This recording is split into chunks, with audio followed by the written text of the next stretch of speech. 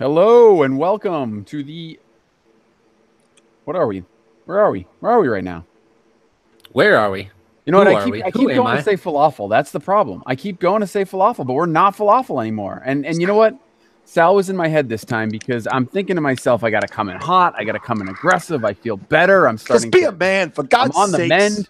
And then I screw it up because I can't remember to say, Fantasy Football Funhouse instead of falafel. So welcome to the Fantasy Football Funhouse. I am Kevin Cutillo. Steve Marcuz is here. Sal Leto is here on his iPad, even though he bought a brand new computer. So he's going to be a little salty today.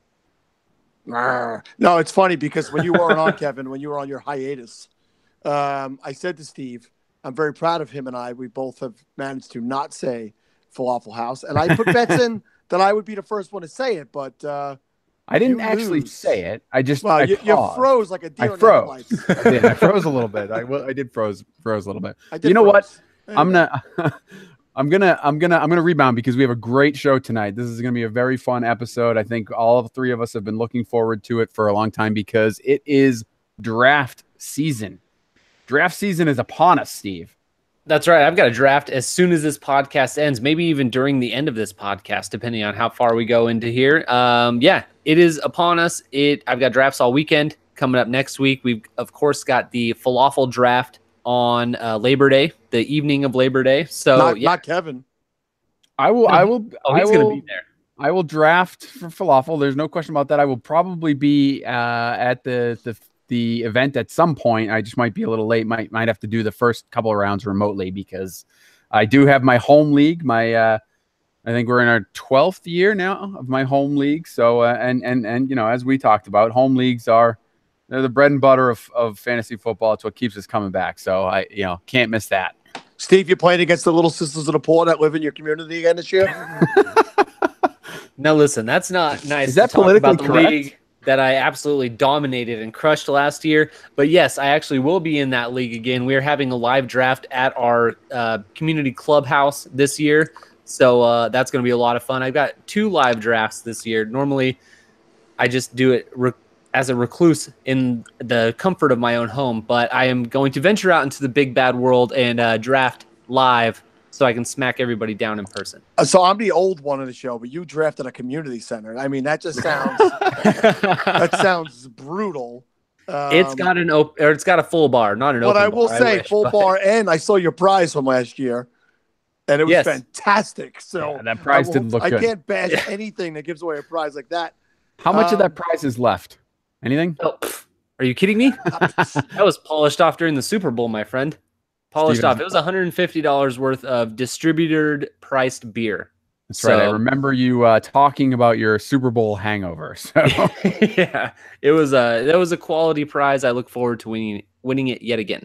So I will be drafting live on Saturday in the 25th year of the South Jersey Fantasy Football League, and a big surprise. I got a very big surprise this week. Dumb Cousin Donald, as Matthew Berry referred to him on this show. Many a moon ago. DCD for short. He called me up and he said, "Hey, Rick is out this year. We have an open spot." And they gave that spot to the other Sal Leto. That is correct. Yeah, that's awesome. Is now a member of the South Jersey Fantasy Football League. I started in that league when I was 21. He's 17. So it's nice to have him aboard. I fear that I may have taught him too much. I was going to say, there's no question that he beat you. I wouldn't worry about that, Sal. Although, does he know how to read a newspaper? Or I mean, these days, I don't know. That's why he's going to dominate the league. He's got technology. The rest of these old bastards don't have to use.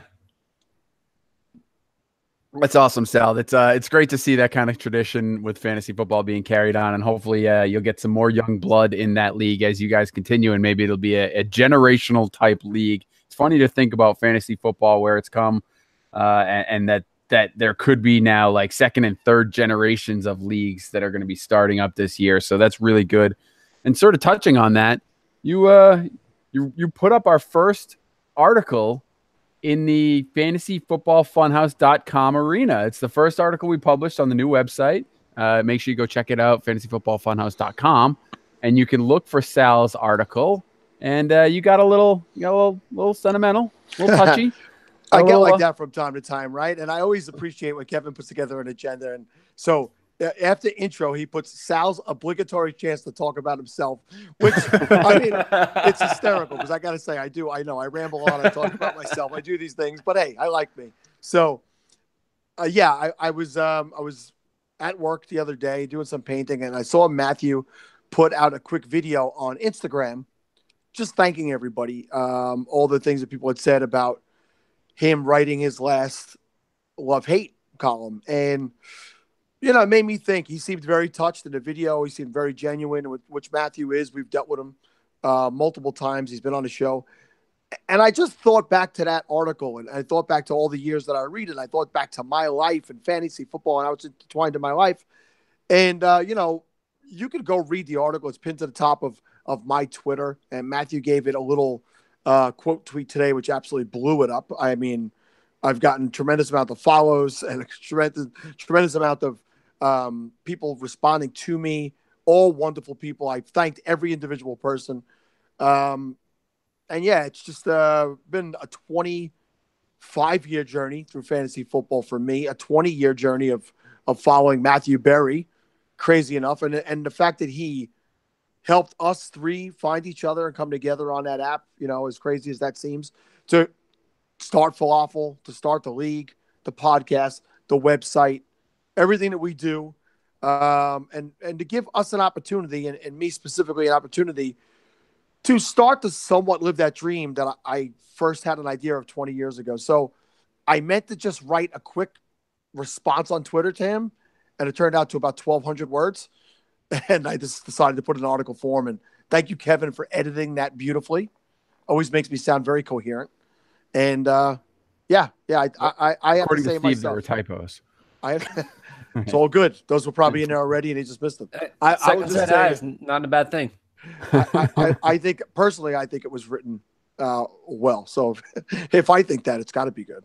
It was a well-written article. I did very little to it, Sal, and you did a great job with it. I don't know that anyone who's listening to the podcast right now actually cares, but you're almost 3,000 views today. So on that article alone, which is, it's crazy. Is more traffic than we've had in the website for quite some time. So obviously people like it. And we are also now able to say that Matthew Berry has quote tweeted every single article on the Fantasy Football Funhouse. That's true. That's pretty good. Of the one. That's efficient. That is very true. All right. So if you are checking out Sal's article on fantasyfootballfunhouse.com, make sure you swing over to the podcast page, because you can find links to download the podcast. You can find links to share the podcast. You can find the blog pages for the podcast. You can even find the Gut Feelings podcast, which still remains on our feed. So if you're listening to this on YouTube, or if you're checking it out somewhere else and you want to know where to find it, you can go to the website to do that, and definitely read Sal's article, because it was a good one. All right, let's keep moving though. Wait, don't gloss over the fact that, Steve, did you hear Kevin go all Boston? The article. He's like article. The article. Check out the article. All right. Listen, we got to keep moving, guys, because we have a lot to get to tonight. It is the draft spectacular. But Steve, aside from Sal's article about Matthew Berry and his influence on not just Sal but us as well. Mm-hmm. There's another big event going on right now for falafel. I know that we're Fantasy Football Funhouse, but our roots are falafel, and I just think we need to take some time to wish falafel a happy birthday. There comes a time when you heed a certain call. Okay. All right. That's great. You just keep going, Sal. Yes, falafel. It is a happy birthday to falafel today on this date. 3 years ago, we got all of this started, and everything that has happened since then, a lot of it, as Sal had talked about in his article, he's written other articles about falafel and how we've gotten to the point where we are right now. And just knowing and getting the league back together, all three of the relegation leagues, all back together right now at this point, it seems like everything's coming back together. So to get all of this group of people that we have become friends with over all these years at this time, it is a great time of year. Although it's hectic getting drafts together, getting, league fees, all that kind of stuff, it can get a little overwhelming. It is a time where everybody seems to be in the same mindset and everyone's talking football. So I'm glad that Falafel's birthday falls right smack dab in the middle of it. Yeah, it's perfect. For those of you who have somehow not heard the story, Falafel was a league that Steve started on the Fantasy Life app. It was appropriately named the Fantasy Life App Fantasy Football League, FLAFFL, Falafel. And Sal and I are both obviously founding members as well. Steve puts out a post. Lots of us answered it. Ends up becoming a 16-team league that blossoms into a 3-tiered relegation league with what? I can't do the math. 16, 14, 40, 52. 42 teams, is it? 52. 52 teams. That's correct. So, it's a lot of fun. We, shout out to everyone in Falafel. Happy birthday to us. But for now, we got to get everyone ready for their drafts. And that starts with you, Steve, because you are the one who needs the most help. We're going to do some categories tonight. We are we talked about this a lot before the show, trying to come up with some clever names, change some things. We had some categories in mind for players that we want to talk about. Ultimately, none of us are very creative, so we have no good titles. But we're going to start off by talking about the best and worst values in drafts so far. We're going to use 4for4 ADP for the most part here. You can go to 4for4.com and check out their ADP, their multi-site ADP tool. It is really awesome, great resource, particularly this time of year. So go over and check them out. Not to mention, Josh Moore gave me a free 4for4 T-shirt last week. So, wow, even better. So keep Sal getting these free T-shirts by going over there. But Steve, before we get into your best and worst values in drafts so far, Sal, there's another tool that we should probably talk about, right? Yeah, all DFS players and sports bettors, listen up. No more getting crushed by the pros. With the quantedge.com, you have the tools you need to play like a pro. With a lineup optimizer, an injury tool, wide receiver cornerback matchups, and a head-to-head tool, you will be armed with everything you need to win. Make up to 150 lineups in seconds. Get a true understanding of players' value, see the week's matchups to exploit, and compare 2 players to help you make that decision you are on the fence about at thequantedge.com. It doesn't stop with groundbreaking tools. With 10 industry experts on staff, you also get exclusive access to over 20 betting and fantasy articles and podcasts a week. And you can join TQE community by participating in a premium membership chat. We here at the Fantasy Football Funhouse have a special deal for our loyal listeners. Using promo code FFFunhouse, you will get 15% off the season-long subscription. But you have to act now. That deal only lasts till tonight, August 23rd. But boy, I guarantee you that if you put this deal in 24th, 25th, you're going to get a discount on the TQE season-long package, which normally costs $99.99. You will get that at 15% off. Go to thequantedge.com now if you're listening live, or now if you're listening on record.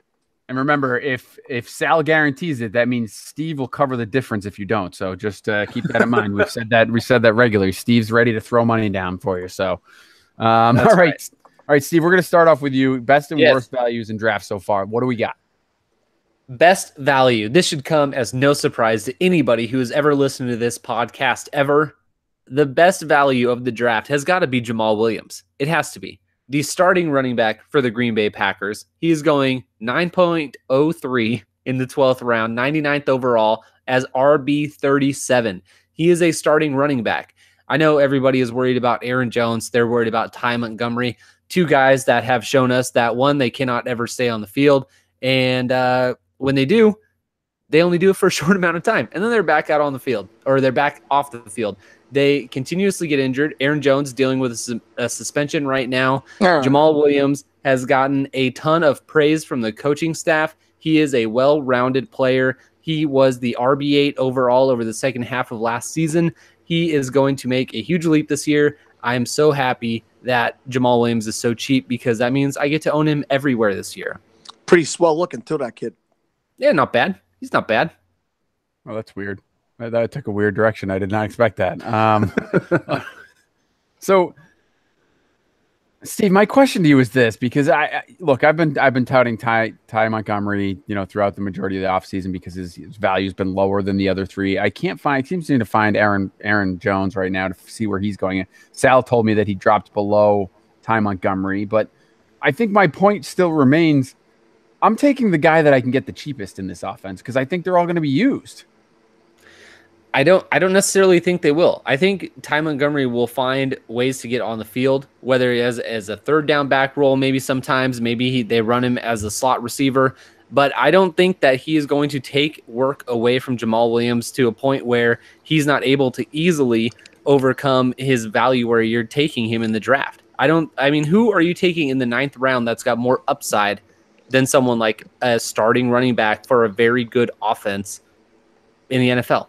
I guess I'm not guaranteed that he's and maybe he's the starter in name, but I'm not guaranteed that he's not getting workhorse back. Like, I don't think he's getting 25 carries a game. So no, but I mean, a few people are getting 25 when you carries. say starter, though, that's kind of what you're implying, right? You're throwing that term out there to imply that he's going to get the majority of touches, right? I would assume that he is going to get the vast majority of first and second down work and the vast majority of goal line work. And what more would you want from a running back, especially at the value in which you're taking him? So here's my and Sal, I know you have a point, but we're going to keep ignoring you for right now because my other point is this. You just asked who else would you take around that same, in the 9th round as a starting running back. And you're right.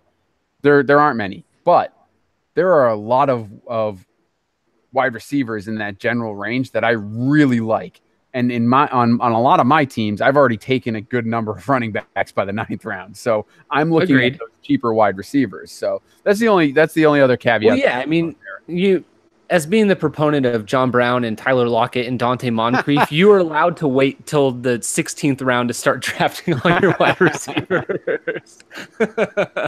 All right, Sal, I know you've been chomping to make a point here. So just to let you know, so Aaron Jones is going one spot ahead of Ty Montgomery. They're going 42nd and 43rd running backs overall, 116 and 117 overall off the board. So the one guy in that neighborhood, Steve, that I look at the challenge that, and again, I don't even hate the Jamal Williams point. I think you're correct. Mike McCarthy came out and said this week he expects big things from him. Going at 102 overall, 3 spots behind Jamal Williams is Chris Carson. We know Rashad Penny's nicked up and he is practicing, but Chris Carson appears to be the starter there. And we've had a lot of this talk where, you don't spend that trying to draft capital on a running back to not play him.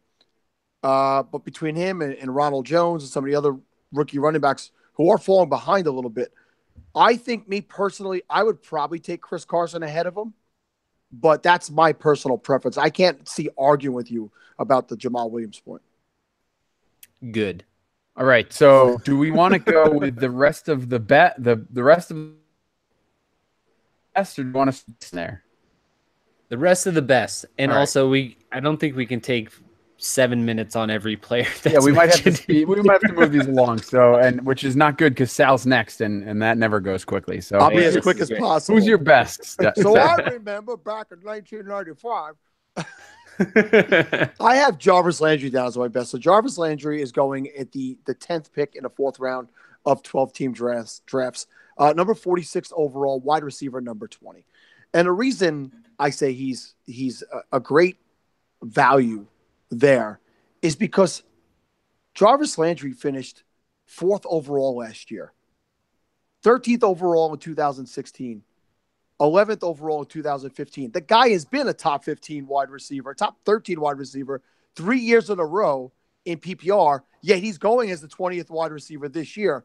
I realize he moved to Cleveland. Everybody gets scared of Cleveland. They're going to throw the ball. First play in tonight's game was the Jarvis Landry. The guy has the personality and the attitude you want to see in a frontline wide receiver and the ability. He's shown the ability to make 100-plus catches multiple years in a row. I think he was at 96 last year. He's going to be the main focal point of this offense. There's no reason for me to believe he will not finish higher than 2 wide receivers who are going ahead of him.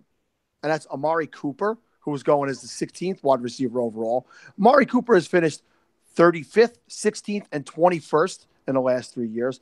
And then Juju Smith-Schuster, who, to me, in a PPR, cannot possibly be considered better than Jarvis Landry because he's going to catch probably about 30 or 40 more balls than Juju Smith-Schuster. He's a great big play receiver, great get downfield, but he's going 39th overall, 17th, and both of those guys are going at the front of the 4th round. So for me, you could sit back and wait, grab a running back at the end of the 3rd, beginning of the 4th, and you might be able to get Landry as late as the early 5th round because he's at 410. So that's my point, Kev.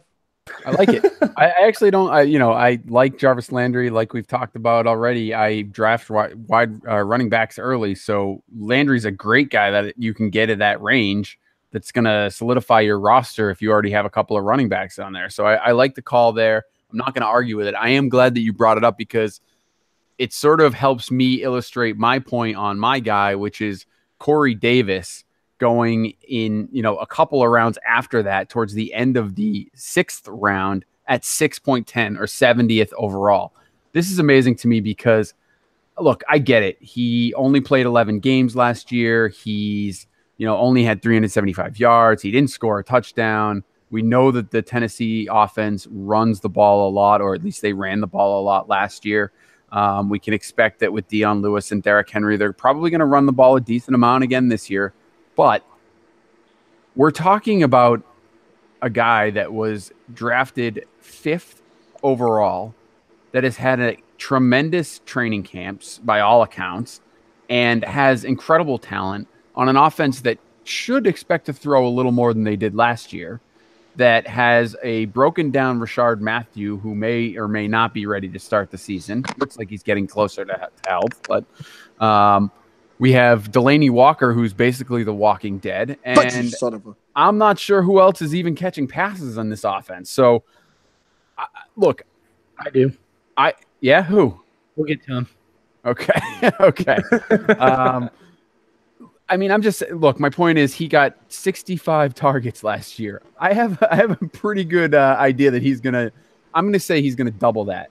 Here's the thing, and maybe they call us a bold prediction or whatever, but Sal, I'm gonna tell you my thoughts are that Corey Davis will outproduce Jarvis Landry this year. Woo!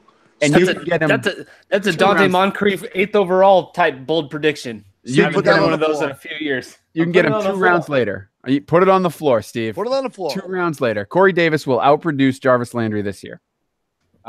So for me, if I can get him in the back end of the 6th, is this a points overall or a fantasy points per game type of bet? We'll do a points per game in case there's injuries for either one of them, obviously. But I think that I expect both of them to finish the season pretty healthy. So, all right, I like it. Kevin, you might as well roll right into your worst.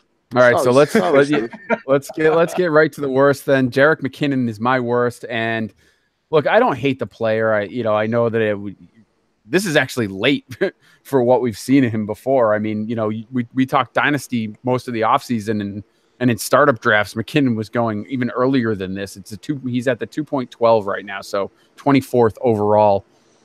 Just insane to me. There is no way that I'm taking this guy. If you're picking at the end of the 2nd round, that means you went, 1st overall, right?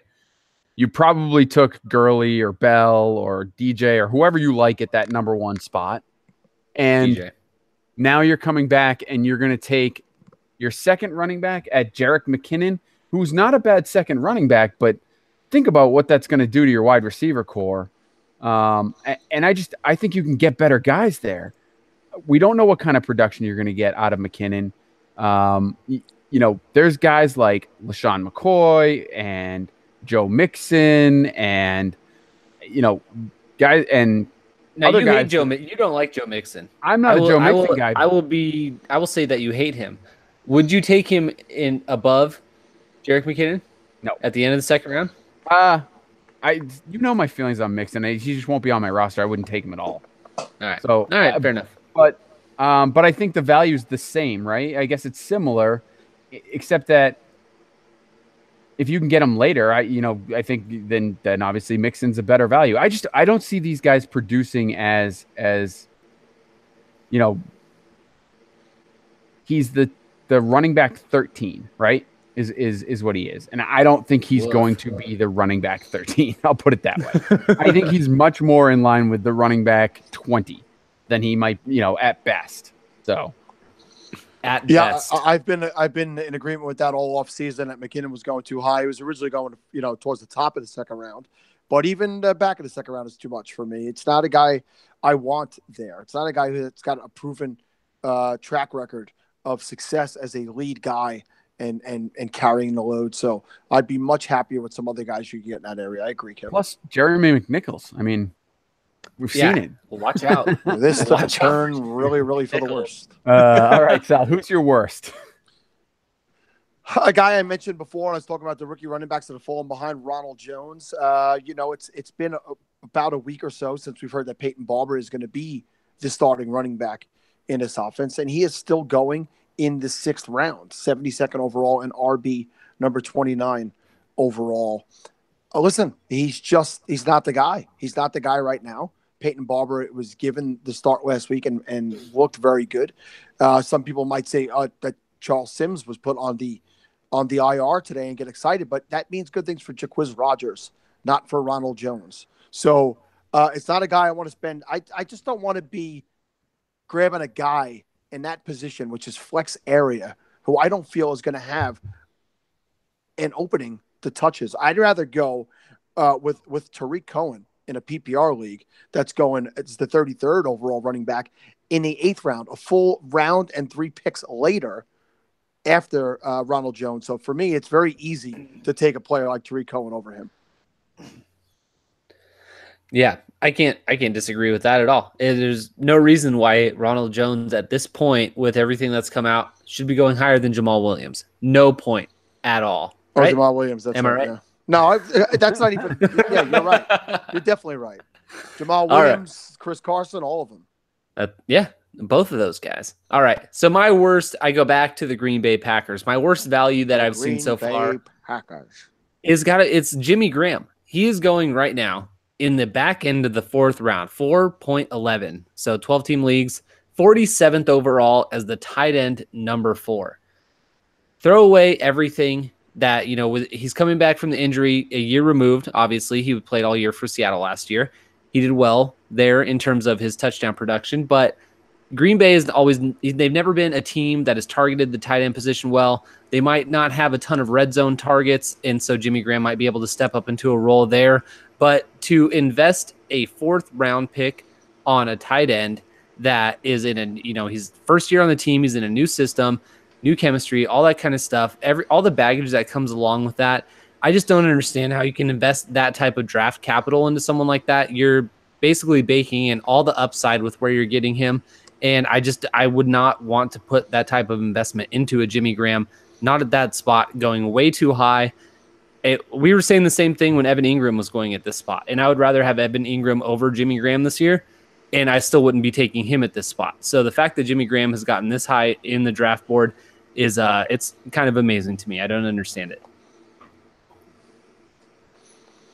I can't disagree. My number 4 overall tight end is still Greg Olsen, a guy who's super relied on by his quarterback, loved by his quarterback. So there's no way I'd be taking Jimmy Graham over him. And if I'm going to go with a tight end in the 4th round, I might as well go a little bit earlier and try and get Ertz, Kelsey, or Gronk, because why would I want to spend that high of a pick for a guy who's not even close to the talent of those 3 guys? So I can't disagree with you, Steve. This isn't great. We're all agreeing with each other.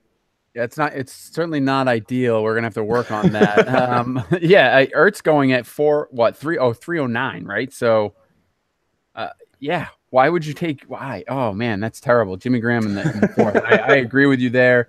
Tight end is a position that, as I do most of the time, I am waiting a long time. I'm not reaching for the top 3 or 2, 3, whatever you want to call it. And I'm definitely going to wait on that. All right, we got to keep moving. We're a half an hour into the show, and we've gotten through 1 category. So that's great. That was a double category. That was a daily double. These next ones should go pretty quickly. We're going to talk now about players we've grown to love. So obviously, these are guys that maybe throughout the offseason or even more so into camp, we've started to they've piqued our interest a little bit more. And Sal, you're going to kick us off with this one.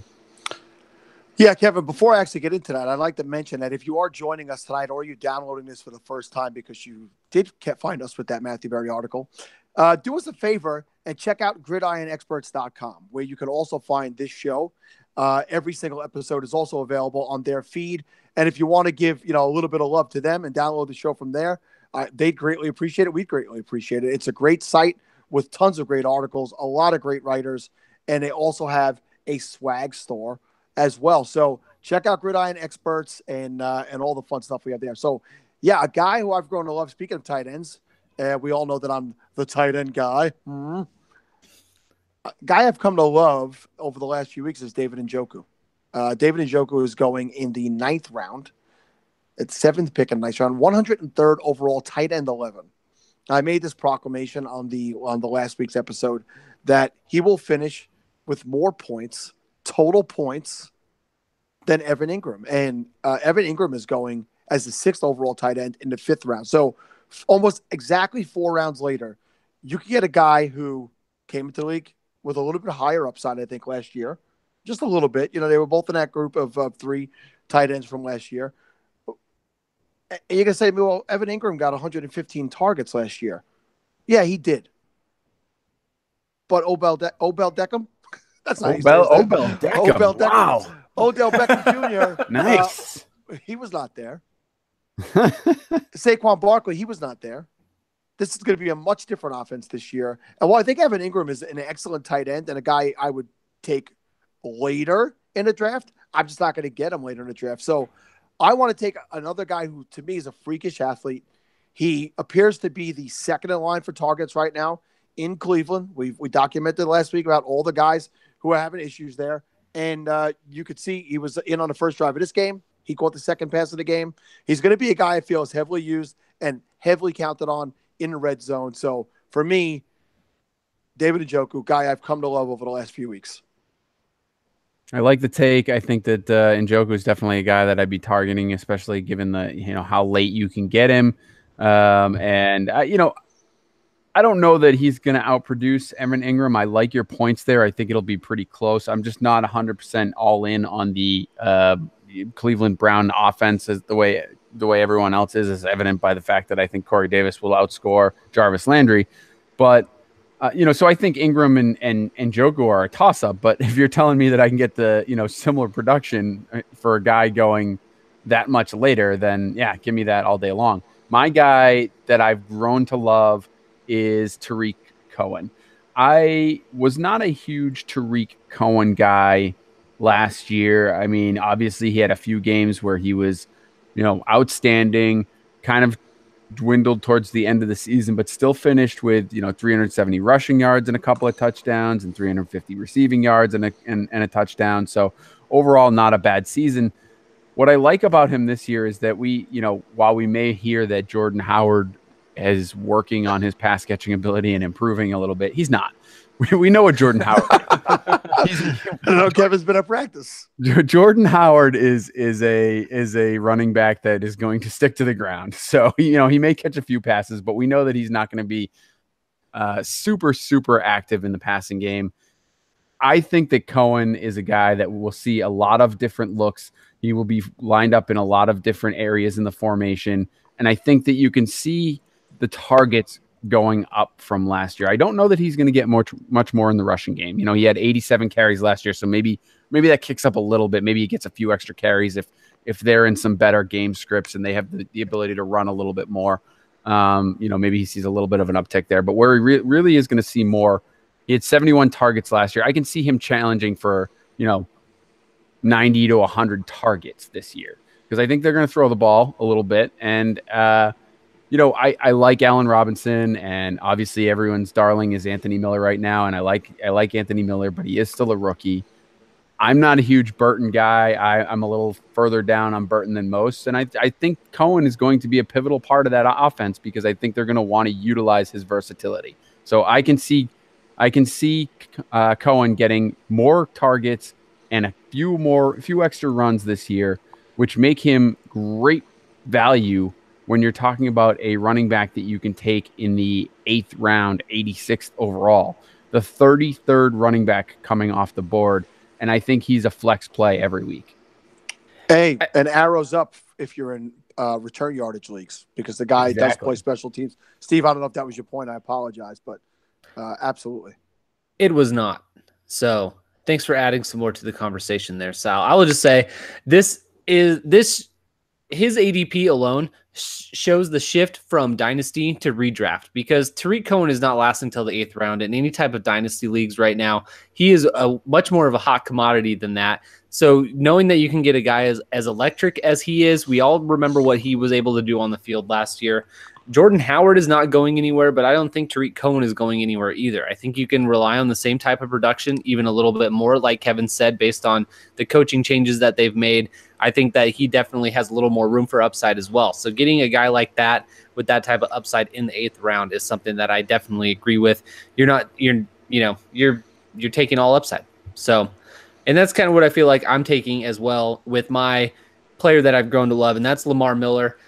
Lamar Miller has had a very up and down relationship with fantasy owners. He's been hyped up so many times, and he never really seems to come through, or he does for a short amount of time, then he gets hurt, or something else happens.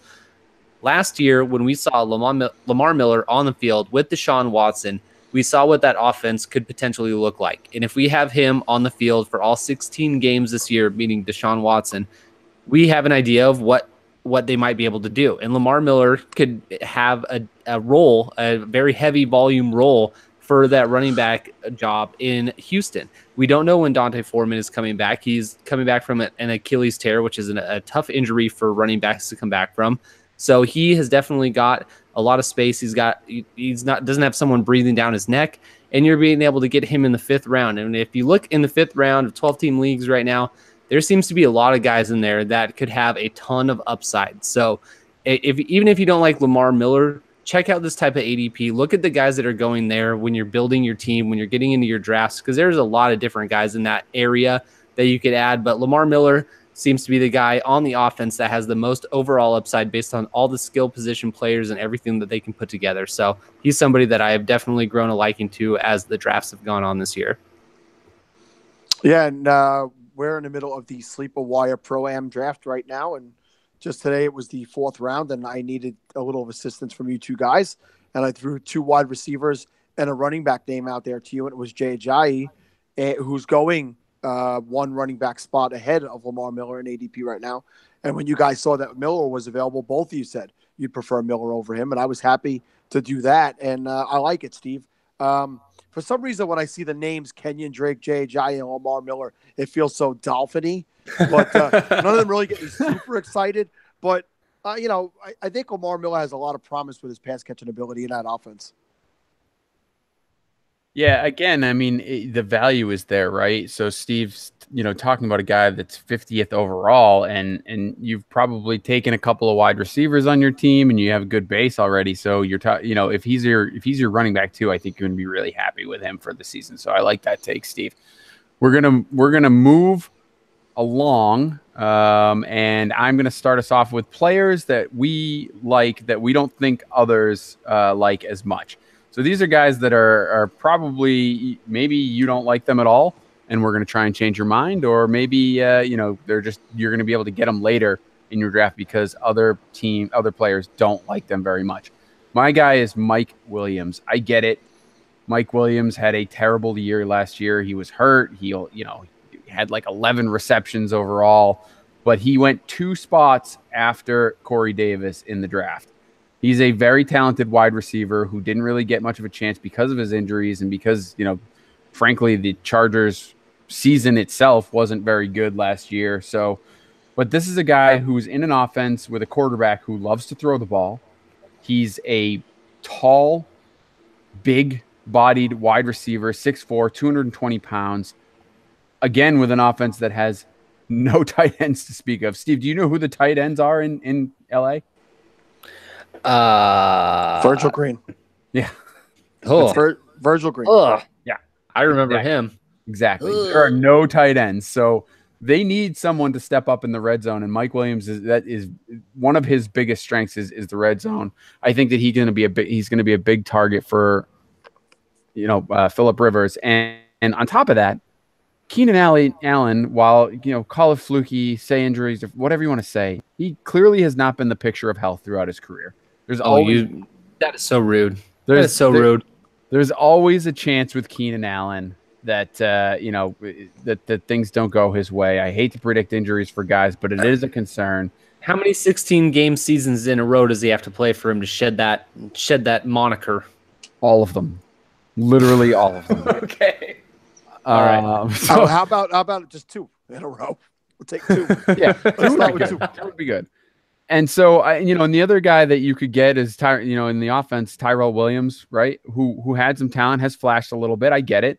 But I think Phillip Rivers is going to throw enough to support 3 wide receivers in that capacity. And I think Mike Williams is a better wide receiver than Tyrell Williams. So I think you're going to see a huge jump for Mike Williams this year. And he's going at 1305, 149th overall as the 54th wide receiver. So you're getting him very late. I think it's definitely worth a flyer to take him at that spot. Earlier in the offseason, Kevin, I made a case for Tyrell Williams over Mike Williams, and I've been won over to the Mike Williams side. Watching him play and seeing him healthy in camp and seeing what he could do with that touchdown in last week's game, just bodying up a guy and just taking a ball like a man from a child. He looks every bit what you expected when he was coming out of college. So I think the value is tremendous. I agree with you there. Screw you, Tyrell Williams. Get out of here. That is Tyrell Williams, the wide receiver to own on the Chargers last year. To some people, remember. Everyone remember that? He was the guy. He was the guy you wanted. Who's going to be the guy? Yeah. No, I don't think I said that. Actually, no, Steve, you were a Tyrell Williams guy, weren't you? I was a fan, but I mean, I owned Keenan Allen in a lot of places. I was not writing him off. I heard many people. I heard many people saying Tyrell Williams was the guy to own. So anywho, we're not going to talk about him. It's an amalgam of people. Let's just keep moving here. We got a lot of categories to get to. All right, players that I like that others don't. It's like I'm not even here. Kevin gave me some flack about this. Like other people don't like John Ross. Well, evidenced by his 19th round draft, his ADP in the 19th round, wide receiver 72. Yeah, I would go ahead and say that not a lot of people like John Ross right now, but he is the wide receiver 2 on an offense that's got a really terrible offensive line. Their defense is not what it was just a few years ago. They're going to have to throw the ball a little bit. He was a top 10 draft pick just a year ago, the fastest guy in the draft. He almost won an island, for Christ's sake. Draft history. God, he must kick himself every day for not putting those shoes on. He is a good wide receiver. He also, like Mike Williams, like Kevin just talked about a little bit ago, was hampered by injuries last year. There was an article that came out about him just a few weeks ago talking about all the things that he was battling just personally as a first-year wide receiver, as such a high draft pick. He has definitely seemed recommitted this year. He has taken a step, and so I think that John Ross is a huge value. You're getting him at the very end of your draft. And, Mohamed Sanu and Marvin Jones, these guys were people that were playing behind A.J. Green before that were very high draft value that people thought very highly of. I don't see why John Ross should be anything less than that. He's got just as much talent. He can be that same exact guy. So take a chance on him in your last pick of whatever draft you're in, and it can't do anything but pay off. Or it could suck, but it's probably not going to. How's that for confidence? Steve, what confidence is? Yeah, tell me what confidence is with this next pick. Well, my next guy. John Ross, by the way, I have in one dynasty league. It's a 32-team dynasty, so I need all the help I could get in there. So if you could help me out with that, I appreciate it, Mr. Ross. The guy I have is my homer pick of the show tonight. It's Jordy Nelson. Jordy Nelson is a guy I've been a fan of for years when he was with Green Bay. Just love the attitude, the personality, and the overall way that he plays. And I think that his demise is severely overrated. I've heard nothing but good things coming out of camp for him. And I think that he's a guy who goes in there and knows how to play his role. So he's not a guy you have to spend a high draft capital on. You could get him in the 9th round, the 100th overall player, wide receiver 41. So he's going to be a wide receiver 4 on your team, most likely, a late 3 to a 4. And he's a guy who's got history, who knows, you get to that point with guys like this where they know how to outsmart defenders if they've lost a step. He claims he didn't lose a step. He came out yesterday, was very angry, and had a lot to say to people. So I feel like he has something he wants to prove. Very interestingly enough, this week, third week of the preseason, the Raiders are playing the Packers. So it's going to be interesting to see what he does this week. But, Jordy Nelson is a guy I've actually seen him start to creep up in actual drafts we've been doing. I've seen him go even a little bit higher than his spot. So it's getting me worried that he might not be there when it's time for me to draft. But I don't want to waste too much more time. It's the guy, and go with him. Take him. He's my dude. Maybe if you send Cousin Donald your letter drafting him now, by the time it gets there, you'll still have him at this pick. Dear dumb Cousin Donald. I want Jordy Nelson. All that matters is the postmark date. You guys haven't even moved to fax. That's the best part. It's still like it's snail mail. It's not even. I remember when he actually used to send me faxes. It was funny because I didn't have a fax machine, so I used to have to go around and ask people, "You got a fax number I can send to my cousin?" Oh my God. Oh man. All right, we digress. We're going to move on to players that we don't like that other people are drafting a little bit higher. And Steve, who do you have for this category? All right, my guy for this category is going to be Kenyon Drake. He's going at 312, 36th overall as RB17. And what it is with him is that I kind of feel like you're drafting him at his ceiling. He's never been the guy that's been given the opportunity to have a full season's workload. It's always been when someone else has got injured, when he's kind of been the last guy standing, where he's gotten that opportunity. And I will not argue, he's been great when he has gotten that opportunity. But I don't see him as someone that can stand up to that kind of workload for an entire season. And so drafting him at the back end of the third round, it's kind of just like the same thing with Jerick McKinnon. You're putting a lot of faith in somebody where you're almost drafting him at his ceiling, where you could be taking other guys, that have done it before, like Sal said, that have been there, that what kind of volume is they've gotten. They've shown that they can do it year after year. Kenyon Drake is somebody that's stepping into this role. They've got Frank Gore there. They drafted another rookie running back in Kellen Balaj. They've got other options there. So I just don't know that he is going to pay off. He very well could, but I would see him as being as a running back 15 or 14 at the very most for a season long if he was able to sustain that all year. I don't see him being as much of an upside guy as the other guys could be. So I feel like you're drafting him at his value, or as high as it could be at his ceiling. And he's very dolphin-y. Very dolphin-y. It's just something about porpoises. Oh, jeez. Sal, Allen Robinson. Please get to Allen Robinson quickly. Yeah, Allen Robinson is a guy who, after he had his big breakout year in 2015, where he finished 6th overall, I jumped on him high the next year, and he had an absolutely downer of a year. He finished 28th overall for wide receivers next year, and then was injured last year, did not play at all. And before people go, well, he played with Blake Bortles, that's why. Yeah, he also played with Blake Bortles when he was the 6th overall wide receiver. Don't blame Bortles, you Bortleistic bums. All right? I don't want to take this guy in the 4th round when there's other players there I can get that I like Demaryius Thomas, like Marvin Jones. Marvin Jones is the 24th wide receiver overall, and he's going late in the 5th round, almost a full round later. He's a guy I'd much rather take a running back or a higher upside wide receiver in the 4th round over him, and wait on Marvin Jones in the back end of the 5th.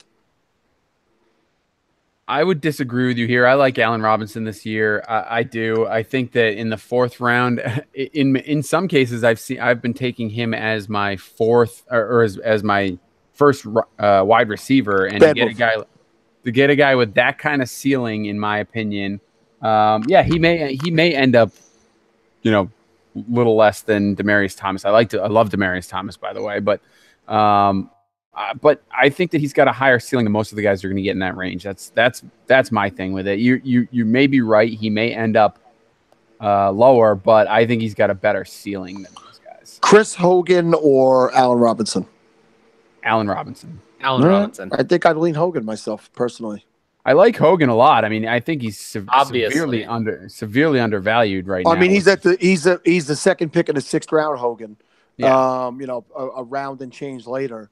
And I'd just rather wait. You know what I mean? Like, I think there's other things I could get where A-Rob is going. But again, I think I'm actually in a minority, but that's why these are players that we don't like that others do. That's right. Speaking of which, my guy is Deshaun Watson. Everyone loves Deshaun Watson, and I get it. I understand he's a dynamic player. He's got an injury, but he's coming off an injury. We have a small sample size for his production, and he's going 4.07. That's ridiculous. Morons. He's currently at the QB3.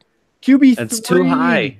That's too high. So nuts. I don't even know that I need to build a case against this. How does everyone not know that this is insane? Russell Wilson, Cam Newton, Drew Brees, Carson Wentz, Kirk Cousins, Andrew Luck, Ben Roethlisberger, and Matthew Stafford are all guys going behind him. This is ridiculous. The Carson Wentz, Kirk Cousins spot, that is where I start to be like, okay, you can make a case for either one of those guys. You can start going either way. But everyone you said above him, I don't see it. The only two quarterbacks going above him right now are Aaron Rodgers and Tom Brady. We're talking about a guy that had a 7-game sample.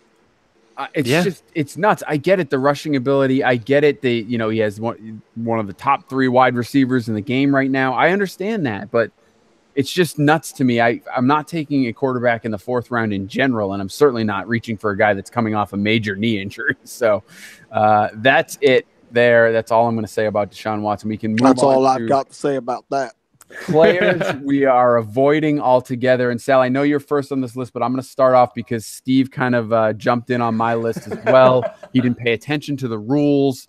I specifically filled out the agenda first so that I could get all my guys, and then he took one. So my two guys, he double dipped. I did double dip. So the guys that I'm avoiding this year are Sammy Watkins and Tarik Cohen. And the reason I put them both together is because, for one, they're on the same team. I feel like they might cancel each other out a little bit.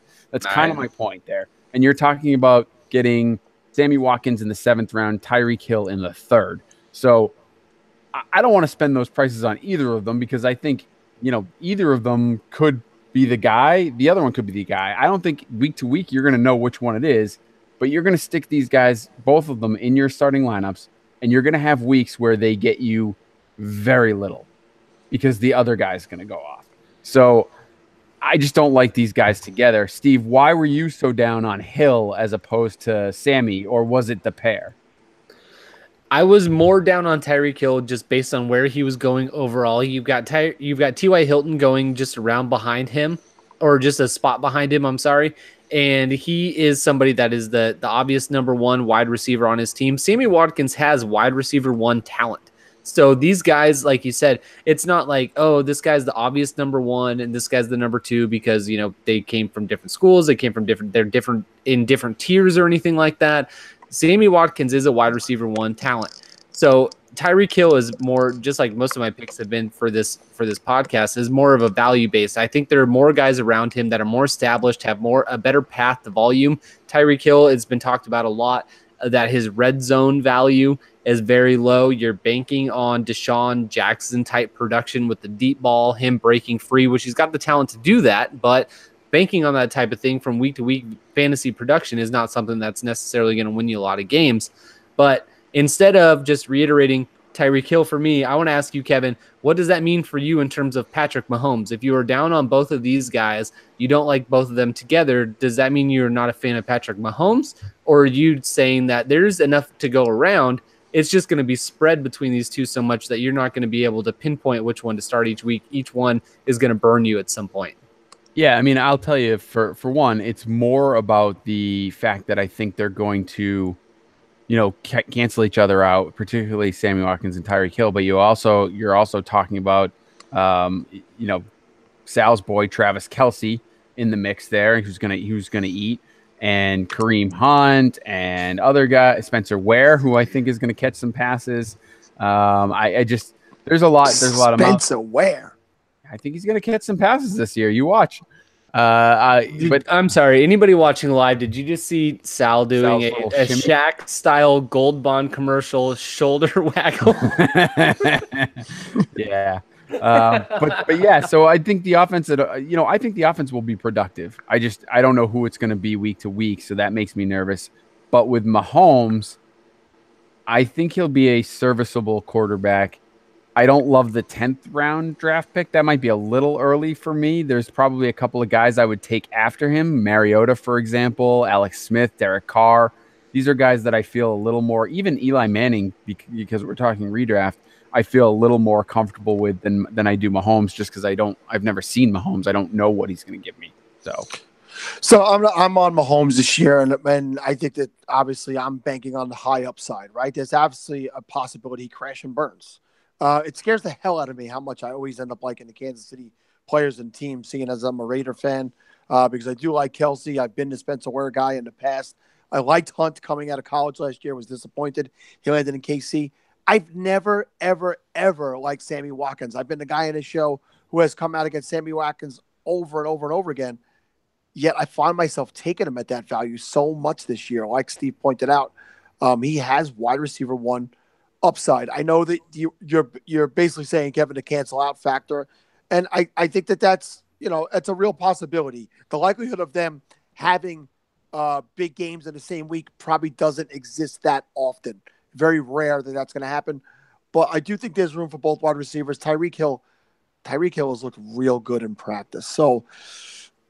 You're paying wide receiver. I'm not taking him. I'm not taking him there. I'm not disagreeing with you. I'm just saying he's looked real good. I don't have any Tyreek stock anywhere. In fact, I traded him in Capitalist Pigs too, and took the money I got back for that and went and bought Adam Thielen, who I like a lot better. So that was a trade-off I basically made, not a direct trade-off, but what I ended up with this year. So moving over to my guy, it's Jay Ajayi. So now we've gotten to all those Dolphin-y running backs. Jay Ajayi came over, and he's with Philly. And Philly's run game has looked pretty good tonight, actually. And does anybody know who has been running all night as the lead guy in Philly? Please tell me it's not Corey Clement. It's actually Wendell Smallwood. Wendell Smallwood started the game.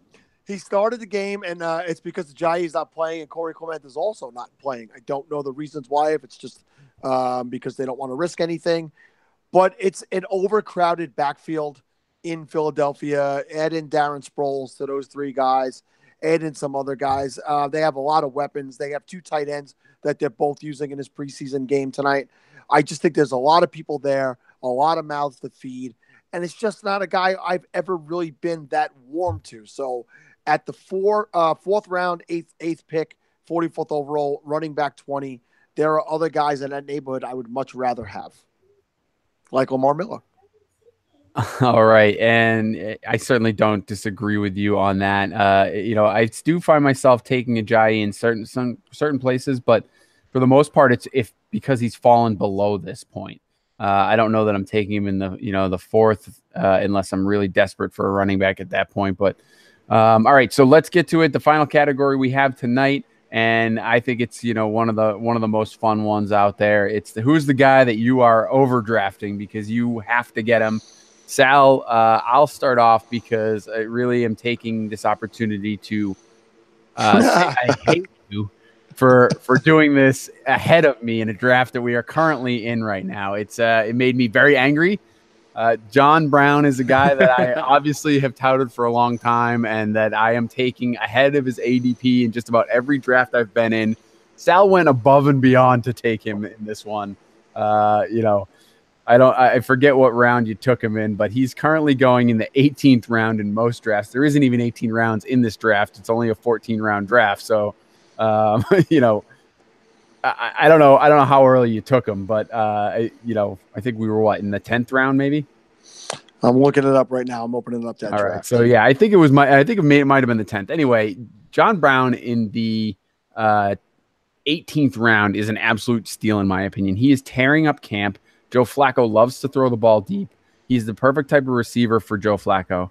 The only issue that John Brown has had throughout his career is health. And I get it. That is a concern. He has not been able to stay on the field.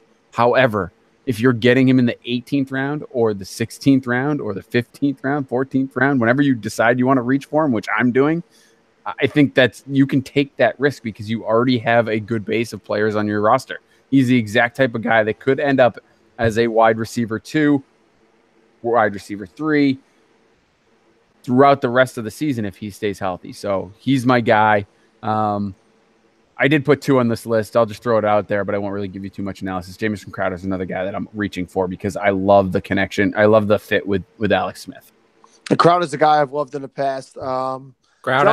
Crowder. You never liked him, Kevin. Say it. Say Crowder. Crowder. And so John Brown is a guy I really did like a lot 2 years ago. I really thought I expected big things. With the sickle cell and all that stuff and some nagging injuries. He was tagged a big play guy. But what we're seeing, I think, in this preseason is that he's being used in other ways. He caught a short red zone touchdown the other night at the back of the end zone, a very nice bobble pull and catch. And, I've seen Kevin has been never given up on a guy and has touted him. And kudos to Kevin for that. I think he's going to be the wide receiver one of that offense over Crabtree this year. I just really do. So for me, it ended up being a 9th round that I took him in, Kevin. Nice. 16-team league. So, you got to adjust that out to be more like the 11th to 12th round probably in a 12-team league, right? So it definitely still above. I cannot believe his ADP is 18th round. That's madness. So no argument at all, but reaching for Smokey. Get the smoke on your roster. All right. Steve, who do you got? All right, I'm just going to throw out somebody real quick that has, for some reason, even though, again, I seem to be picking all these starting running backs on their own team that are being drafted in the 8th round or later, and this is going to be Carlos Hyde.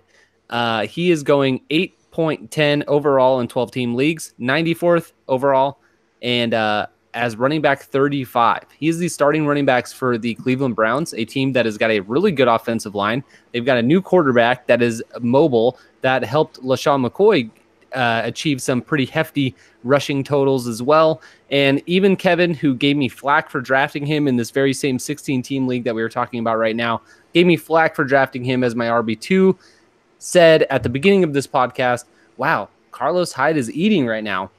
And that's what I expect him to do for the majority of the season. So he is another starting running back. You can draft 2 starting running backs in the 8th and 9th rounds of your draft in Carlos Hyde and Jamal Williams and have very, very, very good results with that, I promise you.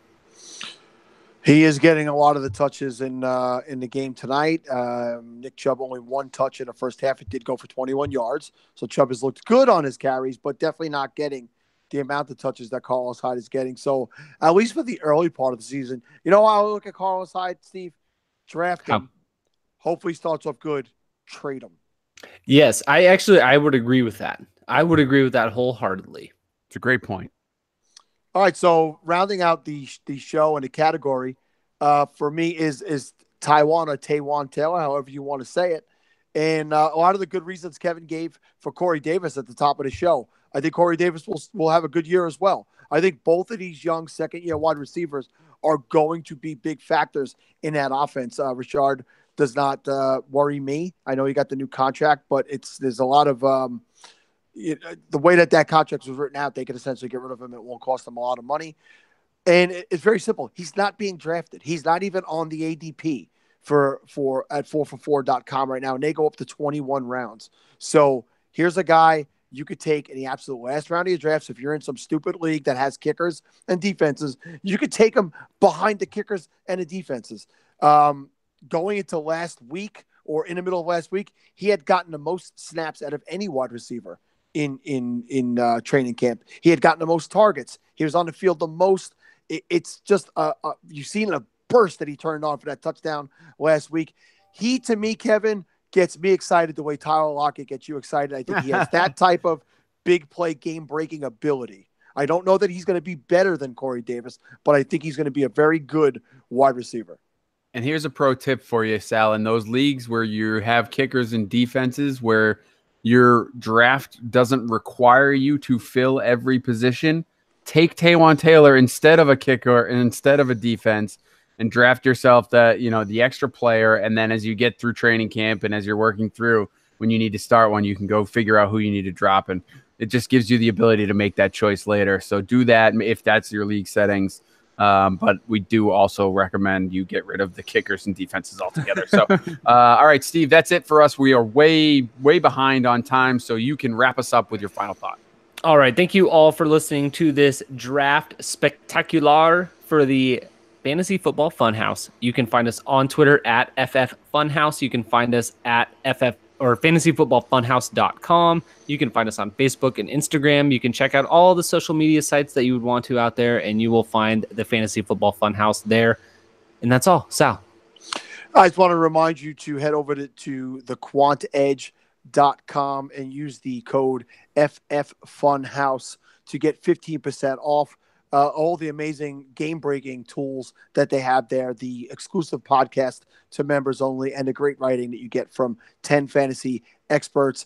Also support gridironexperts.com, great partner and sponsor of the show as well. And head over to Twitter and click on that article, man. I want to hit 4,000. Yeah, definitely check out Sal's article. And you're right, Sal. Big thank you to our partners over at Gridiron Experts. Check out their website, and you can find our feed for the podcast there as well. So, and they have a lot of other great content and podcasts there too. So definitely check that out. And I want to remind everyone, as always, to add a charitable aspect to your fantasy football playing experience. If you could, donate some league fees, get together as a group, do some charity activities, clean up a park, plant a tree, whatever you want to do. However you can get involved in. Gotta learn to reduce, reuse, recycle. Whatever you can do to help people's life, improve those who need it. If you can do it through fantasy, it'll just make that experience that much better. We will be back to you next week with more great draft and preparation content as we continue with the 2 a week here, which was only one this week, but we'll be back with 2 next week. So until then, Steve, hit the button.